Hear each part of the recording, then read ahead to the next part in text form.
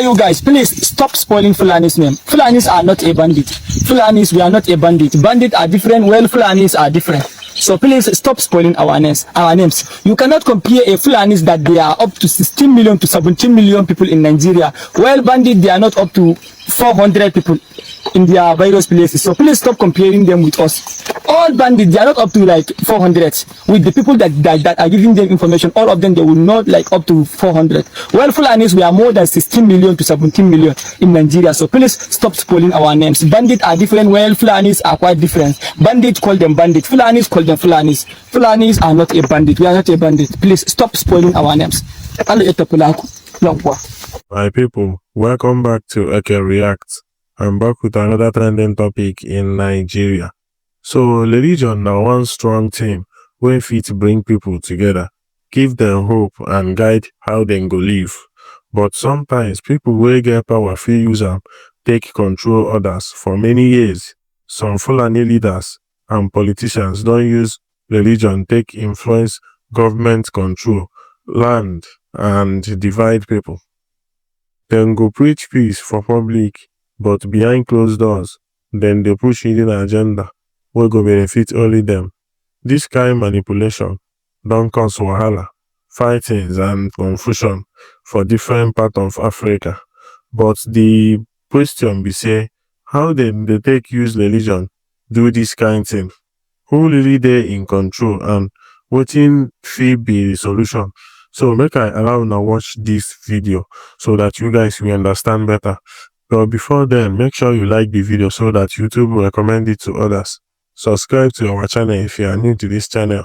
Turn on the notification bell so that you don't go miss any of our updates. Drop your opinion on the comment section below.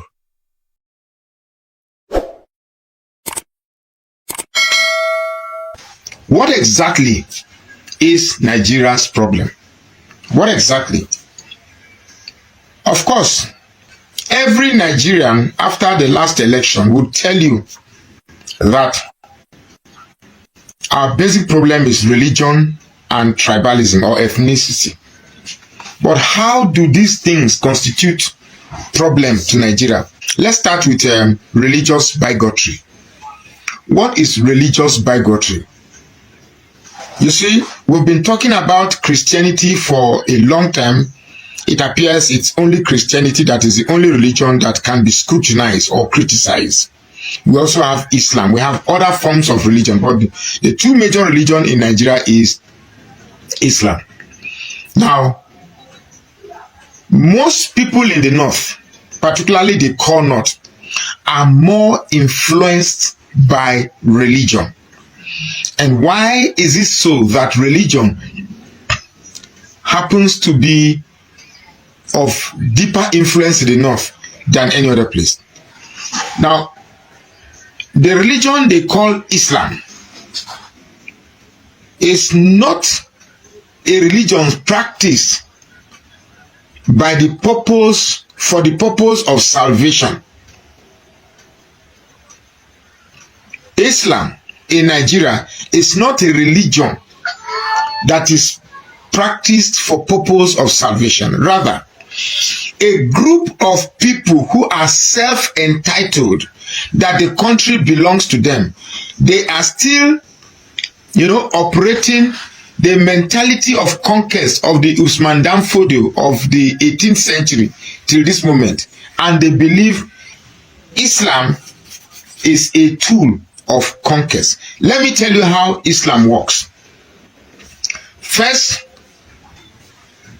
in those days, they raid the place and conquer the place and then force you to accept the religion and then put an emir for you who must be a descendant of those who introduced Islam. A very good example is Kwara, Auchi, and other places that have been conquered and Islam has been Kogi. Now, I am not against people practicing their religion.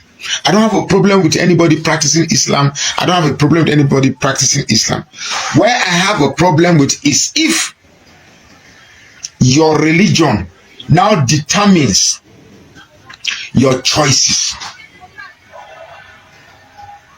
I know people, even if you bring the highest professor that's a Christian and the dumbest Muslim, they will tell you that a goat that is a Muslim is better than a professor that's a Christian. They say it here.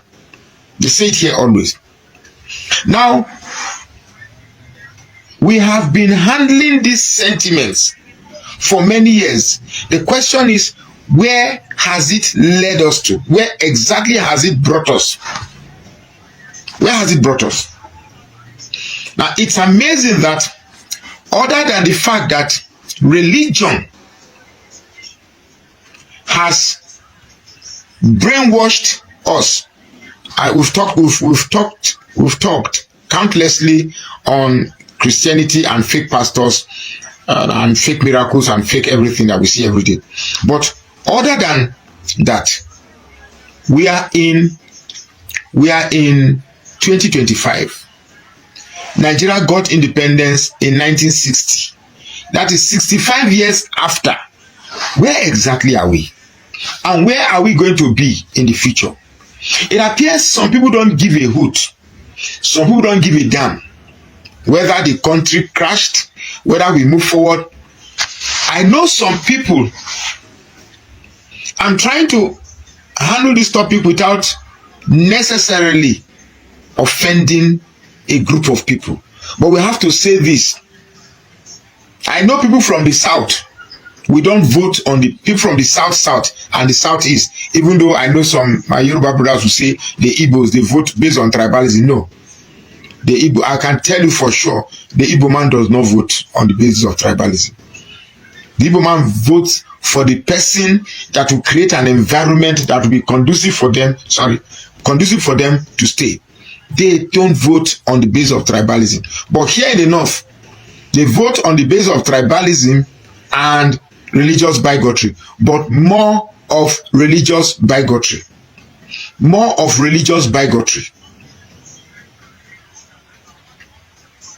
I know some. You see, I was watching one video yesterday about Sheikh Jingri. Let me play it. Let me play it. 2027,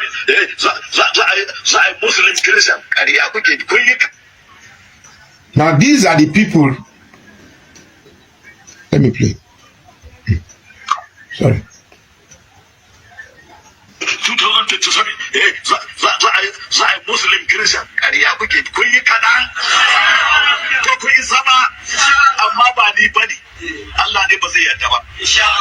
Ba ku da ƙuri'a. Ba ku da ƙuri'a. Magana ku yi wuru-wuru, ku je Faransa ko ku je Ingila ko ku je wani guri wai ai wawa ido a harbe wato sakamakon zabe sanda Ahmad. Let me play it again. This is 30 seconds. 2027, za a Muslim Christian. Kariya kuke kun yi kaɗan ko kun yi sama, amma ba ni bane. Allah ne ba zai yarda ba. Ba ku da ƙuri'a. Ba ku da ƙuri'a. Magana ku yi wuru-wuru, ku je Faransa ko ku je Ingila ko ku je wani guri wai ai wawa ido a harbe wato sakamakon zabe sanda Ahmad. Okay. You see, we on this page we talk about pastors always, but we've never spoken about imams. These characters are the very problem of the North.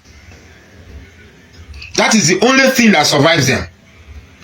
They present themselves as defenders of Islam. What he was saying in that video is that people are already projecting that in 2027 is going to be Muslim Christian. He said that will never happen. That it's not him, it's not the one saying it, but it's Allah that is saying it. It's not the one that is rejecting Muslim Christian, but it's Allah that is going to reject it. You see, in Nigeria, most Muslims see Christians as docile. And that is because we have pastors who are more interested in money than the body of Christ. They are not really, look, the only time they will come out is if they, let's say Tinubu makes a law today that they ban first seed or first fruit. All these pastors will be talking.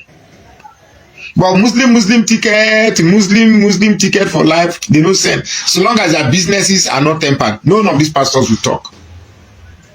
So what the pastor is, these are the, for me, I don't call them imams. I call them hate sowers. You can't imagine the type of hate these Muslim clerics sow in the north. They sow very, very deep hate. These imams are the ones that politicians use, because once, if election is going to take place tomorrow, they gather them in the mosque, and imam says, vote for this person. If you don't vote for this person, I'm going to curse you. Now, most Muslims believe that imam have the power to curse them, and once he curses them, it stays. So because of that fear, a lot of them will go and vote according to the will of the imam, not according to their will. Now, these people are everywhere, but that what this man is doing, what this man is even saying in this video, is one of very many videos I've seen during election, during non-election time period. I've seen hate preachers with microphone preaching hate with public megaphones, yet they are not arrested. They are not arrested.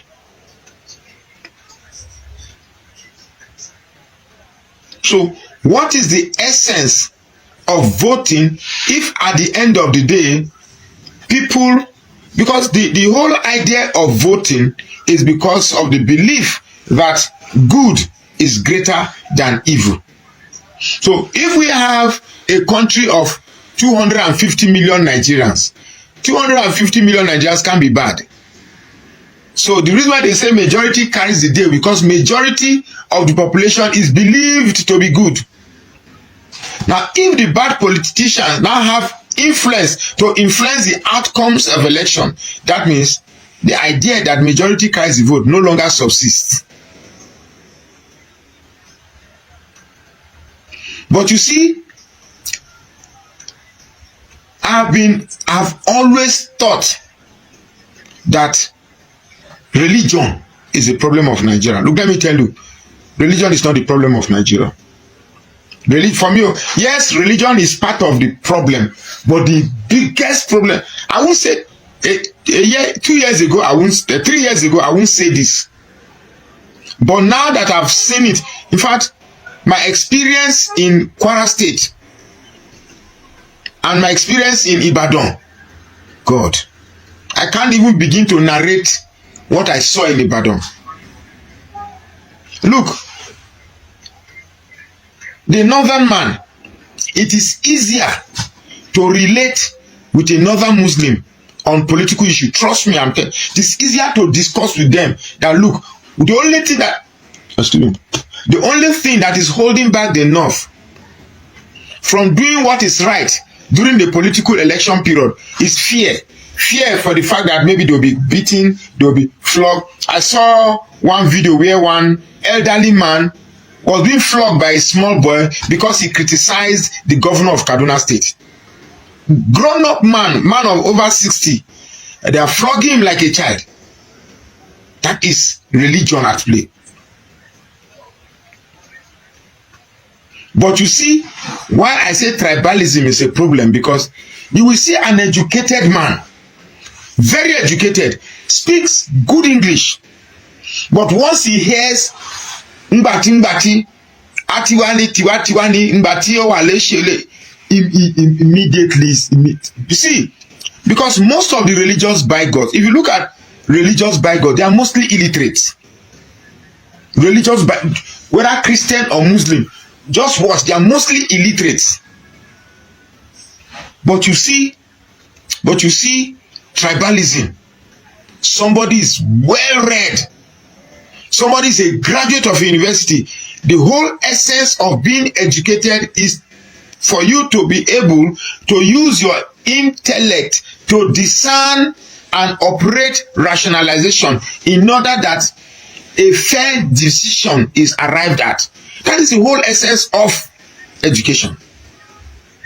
But where somebody who possesses the ability to activate rationalization is now being biased, then is a problem.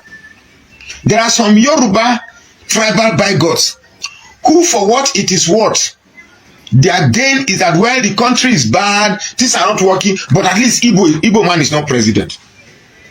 I can tell you that there are some Yoruba bigots, the only problem they have is that an Igbo man should not be president. So I am beginning to wonder if the whole essence of Nigeria being one is for the Igbo man not to become president. I asked a question. I asked one Yoruba guy, Adeyemi Dairo. I asked him, have we made a decision so that an Igbo man cannot be president? I waited for like 20 minutes. He didn't answer. Is there a discussion somewhere that a decision was reached that, look, Igbos should not be president, so that I don't be fooling myself, fighting a fight I don't know what decision has been reached? Because the last time I checked, they want to go by forming a country they call Biafra. They want to go. He said, no, Nigeria is an indivisible country. Nigeria is the unity of Nigeria is what they use, is sanctimonious or whatever. Now they want to go. He said, no, don't go. We must stay together here. Okay, fine. We will not go. Let us contest in an election. They won. You refuse to give him. I asked somebody who was a pro-Tinubu supporter. I said, do you think Tinubu won Rivers State? How can Tinubu win Rivers State? Who knows Tinubu in Rivers State? Yet he won. In Plateau State, where the election was close to 2 million for Peter Obi, before daybreak, we saw that the whole thing was slashed. All the polling unit was labor. 400,000. Only just not local government alone. Peter Obi got more than 400,000. I see people talking about tax reform. When we begin to assess the policy, it's like we've all concluded the whole concept of grabbing, snatching, and running away with ballot has been accepted as a norm. I think what Nigeria should be talking about after the shameful performance of INEC is electoral reforms. So electoral reform, not all this tax reform, whatever, this thing, just to... My brother, do you know, there's a guy that does, during the Peter Obi, there's a Yoruba guy that does the Yoruba TV session on my page. He just slumped and died today because of hardship. Every time he comes, I've told many of you that are watching me that every time in the morning, I don't have, but every day in the morning, we must assist the poor. So I just heard he slumped and died. And I'm like, oh, we're about the same age with this guy. Throughout today, I've been scared. Really, really scared. Because it can happen to anybody. I pray God give me more time to stay. It's funny. People are hungry, for crying out loud. Let me repeat myself. People are hungry. People, they're hungry. I'm telling you the truth. People, they're hungry. Do you know that 5,000 naira cannot cook a decent meal for a family of 4? What do you want 5,000 cook? And before you buy oil, Maggi, tomatoes, onions. I mean, we look at these things and we laugh about it. We joke about it. Some will just come and be say, Peter Obi can never be president. As if Peter Obi is the problem. As if your joy is that Peter Obi is not president. How can people carry so much hate? Look, I've met some Igbos that have really annoyed me. I've met Igbos that have really, really offended me. But I cannot use the experience I have had with a few people and, stereotype them based on their tribe. I've met I have a neighbor that's Igbo, very annoying, but I cannot say because they annoy me, then everybody is like that. Yes, they can be proud, I know that, but it's not enough to stereotype. But there are some young guys who for no reason just have this deep-rooted... See, those days when I was discussing this, in some Igbo say they hate Igbo, I will be thinking it's a figment of their imagination. But I saw that thing black and white in Kwara State. I saw it black and white. Look, if they conduct 100 election, no Igbo man win election in Kwara State. the worst person to deal with politically in an election situation is a converted Yoruba Muslim. Oh my goodness. Those group of people, you cannot reason with them. Yoruba Muslim, you think the Hausa Muslim is wicked. You think Fulani Muslim is wicked. No, no, no. The real wicked ones are the Yoruba Muslim, because these ones, they know the truth. They know the truth, but they will allow their hate for a certain race dictate. So I watch them on TVC. I watch them on Channel CV. You will be seeing them just saying ridiculous lies because they want to show loyalty. We have attained a situation in Nigeria where we are gradually making criminality a culture, or corruption is gradually becoming a culture for us, where people can actually brag and be proud that I am a Yahoo boy. What's my job? I do Yahoo. Where if somebody goes to steal money and you hear the amount of money he stole, let's say somebody is a 419er and you hear that he jobbed somebody 300 million naira. Now here people dey hail am. Well done, well done, well done. Police that come, the only time police will arrest you is when they know say the thing don't blow, they don't feel cover am. But if they can cover it, so how far we might share. We have a system that is completely bad. And yet, people are not even thinking, with this collapse in this governance system of Nigeria, where are we heading to? In 1980, a bottle of Coke was 15 kobo. A bottle of beer was 2 naira, was 25 kobo. A bottle of beer, 1980. Even, let me know, when I came to Jos, a bottle of Coke was 1 naira 50 kobo. Then beer, 3 naira 350, 400, 250, 350. That same thing is now 1,000 naira, 1,002. And we laugh about it because we can still afford it. When every government come and they destroy the governance system, they print a lot of cash for you, so that no matter how the price increases, you could still have money to buy. And you think, well, let's just increase minimum wage. Anytime you see the increased minimum wage, the increment of minimum wage is an acceptance that we want to embrace inflation and we want to embrace the collapse of our currency. So anytime I'm hearing minimum, our solution is not increment of minimum wage. Our solution is providing a credible and veritable system that selects good leaders. I have stopped getting angry when I see anybody supporting truth. I've stopped being angry, because if you are a criminal by nature, or you are a corrupt man by nature, or you are a biased man by nature, certainly you will support the government of today. Are you telling me that the government does not know that, look at the amount, people are stealing the amount? Are you telling me that the government does not know that there's budget party? Look at what transpired in the Senate, where the Inspector General of Police was defending a budget.